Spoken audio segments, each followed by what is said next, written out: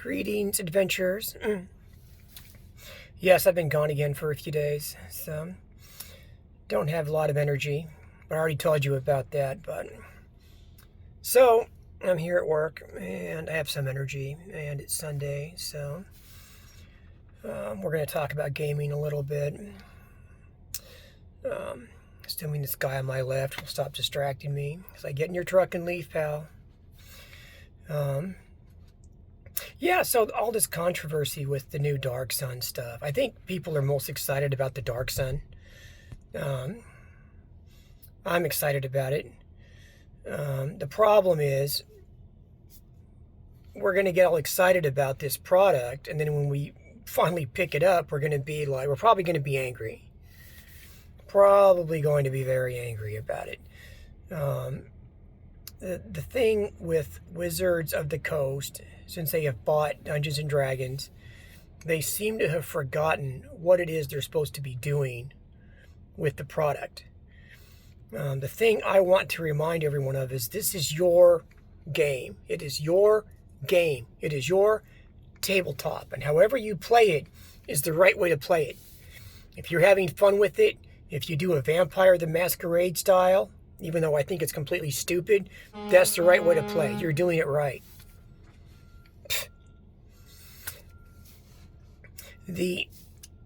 If you want to play like a classic dungeon crawl version, that's 100% the right way to play. However you and your players like to play, that is the right way to play. There's no real right or wrong. This is a fantasy game. They don't control fantasy. You know, there's a lot of different fantasy ideas out there, and I like to swim like it's a sea of different fantasy moving from this to that, even flowing from fantasy into science fiction. It all kind of blends like a big tapestry. They don't control that, and if they were smart, they would recognize that. Now, their job is to produce stuff that's interesting, that sparks your imagination, and you like, I want to add that to my tabletop. You know, I like those ideas, or I like this system, or whatever, you know. This is how I envision, if I had a magic wand and I suddenly became the owner of Dungeons and Dragons and I was making a player's handbook or a DMG, this is what I would do, okay? You would have the system laid out, sort of this is how we suggested play, and then there would be a whole bunch of other tables of like options of things you can do for your tabletop. So, you know, you're not just restricted to some level of silliness that they think you should be doing. If you want to add it, add it. Let's talk about the past for a second, because there's a lot of why is D&D D&D? Why is it considered the main system, so to speak, for many of us? It's because Dungeons and Dragons, and I'm talking back in the day here, I'm talking about AD&D, BX, it became the staple because it's not overly complicated, okay, but yet it's not overly simple. It blends there in the middle. And what I mean by that, there's a lot of better systems than Dungeons and Dragons. They're more realistic, they're actually more fun. And the problem with those systems was that they bogged down with time-wise. An example of this is RuneQuest. I love RuneQuest, the old RuneQuest by Steve Perrin. And the combat is so realistic by comparison to D&D. But every time you get in a fight, even the most simplest fight, it takes up the whole gaming night. It takes up the whole gaming session. You don't really get much done beyond that, assuming you live, because combat in RuneQuest can be very lethal, you know. But I love playing RuneQuest. But if you're trying to get through an adventure, you know, you can get a lot more done playing D&D with its silly hit point system. Now, you can add hit location to Dungeons and Dragons. You absolutely can. And some people do that, and I think I played a session once where we had hit location for D&D, and eventually you get into the same problem RuneQuest has, which is it bogs down, you know. It's actually a better way to play. It's more realistic. It makes hit points more usable. It adds an extra element of deadliness. Armor becomes damage reduction instead of an armor class. So basically a person's armor class is 10 plus their dexterity bonus and maybe some other miscellaneous modifiers. Your armor simply adds a certain level of protective value, so if someone hits you with a weapon, and they probably will hit you, kind of like in the real world when you're wearing full plate armor, you don't care if you get hit because you're basically invulnerable. You just wade into combat. You don't worry about dancing around or block. It's like, go ahead, hit me. You can't penetrate the armor, if you're armored enough, that's reality. But that's losing my train of thought here. So, but yeah, that's where we're at. So D&D is sort of the middle of the road kind of deal, but there's better systems. And like I said, stop making D&D with some kind of political agenda, real world political agenda. If you want to add fantasy politics, that's fine, like a Game of Thrones type thing. If you want to add politics, make sure it's in-game politics. No real world politics. Don't add your real world politics. This is my opinion, okay, from me living at the time and my experience from what happened. And this is back in the day. So we have AD&D, second edition, and all of a sudden they were under pressure by the Mormons and the satanic panic wackos to basically get rid of demons and devils from the monster manual. And to me, this is like a core element of the game, of fighting evil. If this sounds familiar, like what's going on now with Dark Sun, it's because it is. Oh, you can't have slavery in Dark Sun, it's problematic. Oh, you can't have demons and devils because that's problematic. It's the same crap. But it basically ended the game because a lot of us, we just lost interest when, we go to books. So we had the books, and all of a sudden they were a Glabrezu and Batazu or some stupid thing, and it put a really bad taste in our mouths for the game. It really did. And it wasn't long after that, nobody kind of just vanished. AD&D was kind of just like a fart in the wind or something. It was just kind of gone. And as time went on, one day 3rd edition popped up. And we started getting back into that, because we're like, oh, look, D&D. A new D&D. Let's check it out,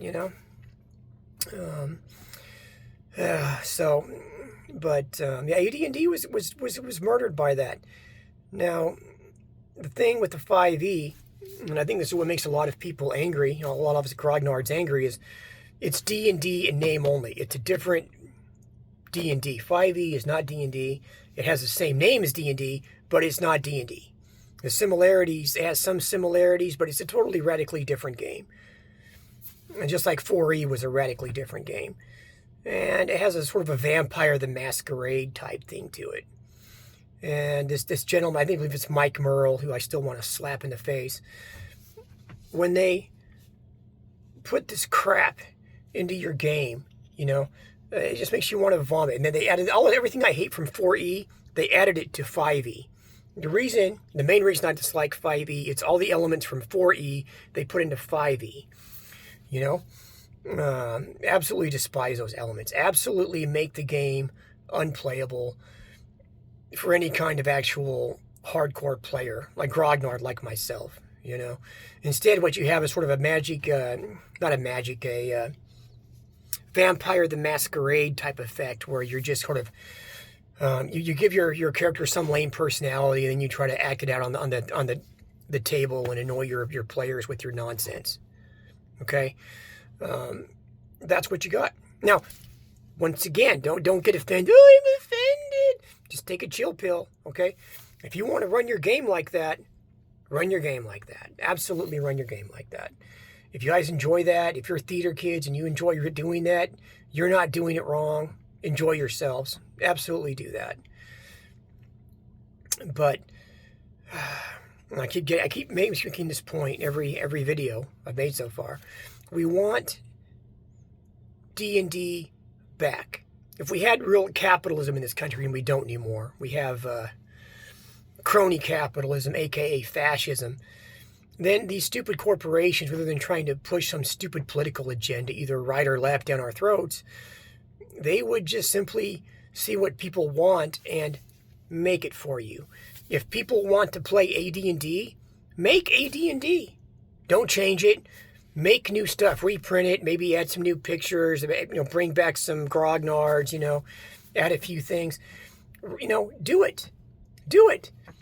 People out there want to play grognards want to play AD&D. Grognards want to play Basic, sometimes called BX. Okay, they want to play that. They want their game systems back. And I know some of you are going to be like, well, yeah, that's on Drive-Thru-RPG, and some of it is, yes, but not all of it. There's a lot of things on Drive-Thru-RPG. You go in there to buy it, and it's like PDF only, PDF only, PDF only. I want a physical copy of the book. Period. That's what I want. I do not like PDF. I occasionally it's useful. I want a physical copy of the book. And if you can make a PDF, I know bloody well that you can print that same thing. Don't stand there and tell me Drive-Thru-RPG that you can't print a copy of that. Okay, you're not printing it because you don't actually want me to have a copy of it. Okay, that's really the deal. So there's a lot of D&D stuff you just can't get because it's only on the stupid PDF file. And there's still a lot of possibility for the old ways, for the old systems, AD&D and the BX. Both are beautiful systems. They're different from each other, but they're beautiful systems. BX, Basic, as I like to call it. I mean, that was our core game for a long time, and there's nothing wrong with it. We had a blast playing BX. But then, Gary Gygax was mad at Dave Arneson, and he didn't want Dave Arneson to have royalties, so they made a new game, and they call that AD&D. That's why we have AD&D. That's why we end up with a different system. And that's it. But do I like AD&D? I like AD&D.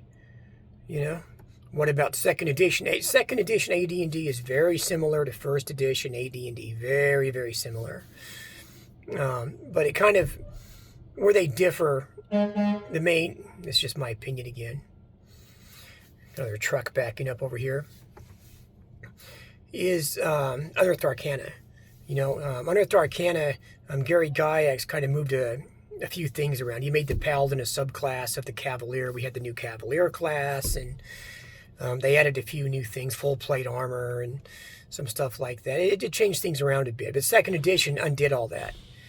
But second edition did some things I also did not appreciate. Like in first edition, we had a class called an Illusionist, which was a really cool character class. I love playing Illusionists. And then they kind of just mixed all that up. It just sort of specialty schools, and you could, I've never figured out why anybody would want to play a specialist mage when you could just be a mage. You get a little tiny bonus, and you lose a whole selection of spells that you can't use. It's like, as a mage, you need access to those spells. It's very important, so, but, what time is it?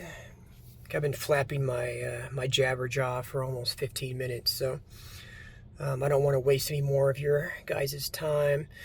I'm going to try to submit some more videos here if I can get home, and I don't have little cat dragons crawling all over me, driving me bonkers, and make some more videos. So I want to talk more about this Dork Sun. I'm not going to tell you not to buy Dork Sun. Buy the Dork Sun. We'll judge it when it comes out. And remember, it's your game. Run it how you want. They can't tell you can't have slavery in your game, or anything else for that matter. Or if you want to run your game completely woke, they can't tell you can't do that. It's your game. Play it how you want. All right. Mother of Cat Dragons is out.